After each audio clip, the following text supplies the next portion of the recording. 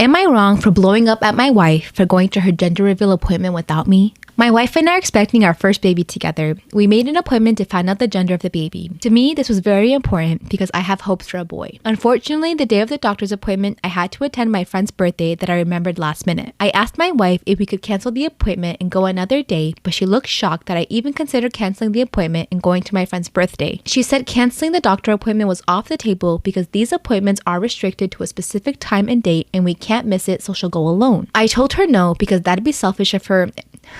How was it selfish of her when you don't want to miss your friend's birthday party?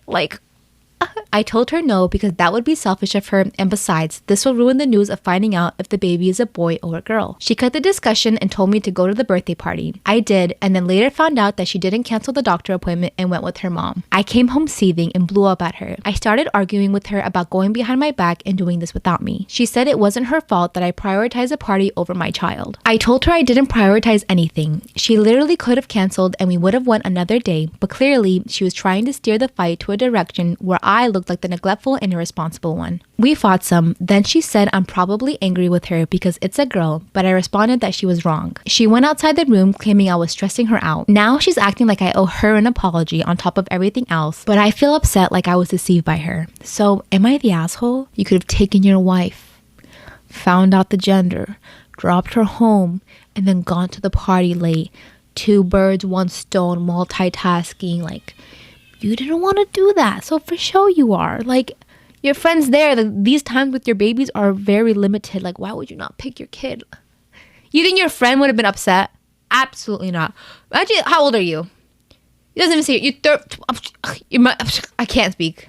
Am I wrong for hiding from my mom that I've been messaging her birth daughter? When my mom, 46 female, was 21, she was married to some guy in the States who was cheating on her when she was pregnant. She hated him and hated that she was having his baby, had a traumatic pregnancy, was really depressed and didn't like being a parent, then signed away the rights to Alyssa, 25 female, some months after she gave birth. Alyssa was adopted by her father's affair partner and raised by her. My mom moved up here north to Canada, fell in love with my dad and married him when she was 30. She's had nothing to do with Alyssa besides demanding she never contact her again after she tried to. Last year, my mom finally told me about Alyssa but made it clear that she didn't see her as a daughter and that Alyssa's mother was her father's wife. She also demanded that we try to not get them into any contact. So that's cool and all, but I was really fascinated by this idea of a sister I never had. So I secretly started messaging her, and even though she was hesitant at first, we've become good friends and I really want to meet her. Okay, I know you went through a traumatic, I can't even imagine what you went through, but I don't think it's right to hold sisters apart because I have a sister and I don't know what I would do in my life without her. So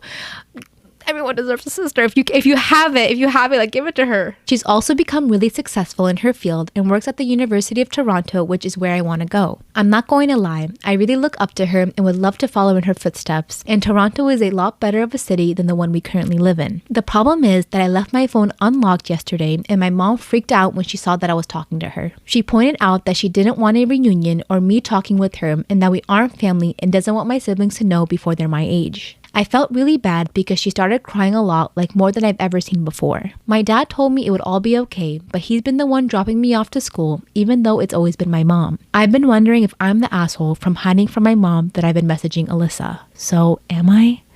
Am I the asshole for taking my daughter and leaving the wedding after her stepbrother pulled her wig? This one's wild, so let's get into it. My daughter 16 Megan just finished her cancer treatment. She's lost her hair in the process and she's been incredibly insecure because of it. She no longer meets friends nor welcomes them at her home nor even meets family in person. It's been bad to say the least, but her stepbrother 18 Ben has been making it worse with his nagging comments and jokes about her looks. He tried taking and posting pics of her secretly to share, but I shut that down even though my husband thought it was just harmless teasing. What? My husband's sister's wedding was last week. The family wanted Megan to go, but she didn't want to. I spent so much time trying to help her and convince her to start socializing again and to see family. She agreed under the condition that I let her wear a wig, which I agreed. Not only that, but I took her shopping to pick her own wig, and she looked beautifully stunning in her pixie hairstyle wig. My husband and Ben laughed when they saw it. I don't know why. Her husband and her stepson, they're starting to sound like a real problem. We went to the wedding and everything was going well till this happened. We were all sitting and we started talking about Megan's look. Suddenly, Ben reached out and pulled her wig and exposed her head. I was shocked. I froze, but Megan yelled, then took her wig and ran. Ben, his cousins, and some guests started laughing. I was upset, especially when I looked over my shoulder and saw that my husband was sitting next to his mom and laughing. I lost it on Ben and berated him in front of everyone, and then I took my stuff, got Megan, and got into the car and went home. Let's applaud her for that because that's how every parent should react. This is ridiculous. Ben and my husband didn't have a ride home, and my husband kept calling me, but I didn't respond. He came home asking about me leaving mid-wedding and upsetting his sister, and then leaving him and Ben with no ride home. I argued with him about how his son Ben embarrassed Megan and humiliated her publicly, which must have ruined what's left of her self-esteem. He said that it was just kids teasing each other and that I overreacted and Ben had no malicious intent, he was just messing with her. I said I was sick of it, but he said that this is their way of bonding as step-siblings, and I was getting in the way of it and being overprotective and unreasonable. We didn't talk after that, and Ben is refusing to apologize, and his dad is backing him up. So what do you guys think? This is ridiculous, and it literally pisses me off. I cannot believe he would do that to his sister, especially in front of everyone. Am I the asshole for refusing to pay for a dress that my bridesmaid ripped in the store? I, 25 female, am getting married. My future husband John has no siblings, one aunt and only one first cousin. Her name is Casey and she's 23 female. So John asked me to include her in the wedding. I told all 3 bridesmaids that I'd pay for their dresses. At the appointment, the girls picked a few dresses from the display models up front. The sales associate explained that she would go to the back and pull the ready-to-try dresses, and that going up 1 to 2 sizes is normal for formal wear. The plan was for them to head into the changing area, and when they all had a dress on, they'd come out as a group to show me. John's mother and aunt, Casey's mother, pulled me to look at the bridal accessories. So this part is secondhand from my bridesmaids. The associate brought dresses into the dressing area, and Casey was irritated that she fell into the plus line, which started at size 18. Both on principle and because 2 of the dresses apparently weren't available in plus size to try on. She argued and refused to try on anything above a 14, but the associate warned her not to go below a 16. Casey has always squeezed herself into tight-fitting clothes and is very focused on, in her words, unfair and misleading sizing between brands, refusing to see that in reality she's about a size 18 or 20, so 22 to 24 in formal wear. While I was on the other side of the store, I saw Casey walk quickly out and grab a dress off of a mannequin, but I didn't think too much of it.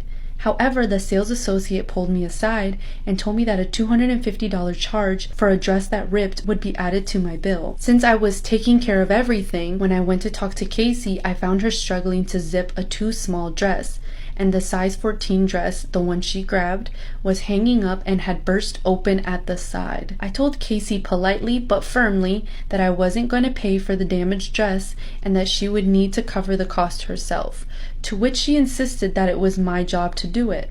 We went back and forth unproductively as John's mother and aunt came back over, and one of the other bridesmaids told me that the sales associate had strongly cautioned against trying smaller dresses. Casey attempted to start another argument about sizing, and I cut her off.